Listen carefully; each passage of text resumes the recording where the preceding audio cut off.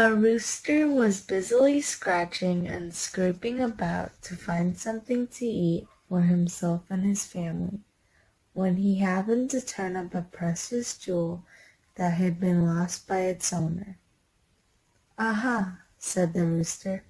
"No doubt you are very costly, and he who lost you would give a great deal to find you. But as for me, I would choose a single grain of barleycorn before all the jewels in the world."